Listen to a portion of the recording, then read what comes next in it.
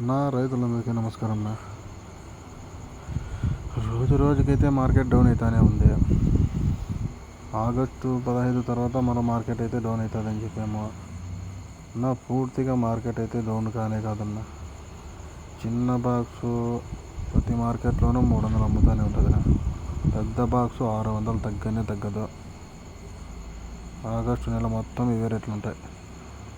అట్లే సెప్టెంబర్ నెల విషయంలోకి వస్తే సెప్టెంబర్లో కూడా ఇంచుమించు ఇవే రేట్లు ఉంటాయి. చిన్న బాక్స్ 300 నుంచి 400, పెద్ద బాక్స్ 600 నుంచి 700, ఇంచుమించు ఇవే రేట్లే నడుస్తుంటాయి. సెప్టెంబర్ నెలలో 20 తేదీ పైన అయితే మార్కెట్ రైజ్ కావచ్చు 600 నుంచి 1000 లోపల.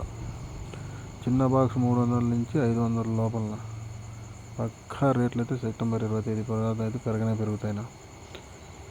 ఎట్లంటే ఇప్పుడు మనము మేలో ఎక్కువ ప్లాంటేషన్ చేసిండే మొత్తం సరుకులు విపరీతమైన సరుకులు ప్రతి మార్కెట్ కానీ విపరీతమైన సరుకులు వస్తాయి. మేలో ప్లాంటేషన్ జరిగిన ప్రతి ఒక్క రైతువి విపరీతమైన సరుకులు వస్తాయి. ఇప్పుడు అందువల్ల మార్కెట్ అయితే తగ్గుతూ వచ్చింది. అలాగే మహారాష్ట్ర విషయానికి ఎత్తుకుంటే మహారాష్ట్రలో వర్షము కారణం వల్ల వాళ్ళ కాయలు మాగడంలే.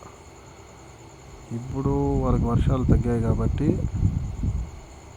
అక్కడక్కడ కాయలు వాళ్ళకి స్టార్ట్ అవుతాయి. ఆగస్టు 20 తేదీ వరకైతే వాళ్ళ కాయలు స్టార్ట్ అవుతాయి. కాయలు స్టార్ట్ అయినా కూడా వర్షం వల్ల దండిగా తోటలు డ్యామేజ్ అయినాయి. దానివల్ల అయితే మనకి ఈ రేట్లకైతే తగ్గవు.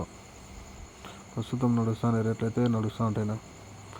చిన్న బాక్స్ 300 నుంచి 400 లోపల, పెద్ద బాక్స్ 600, 700 నడుస్తూనే ఉంటుంది.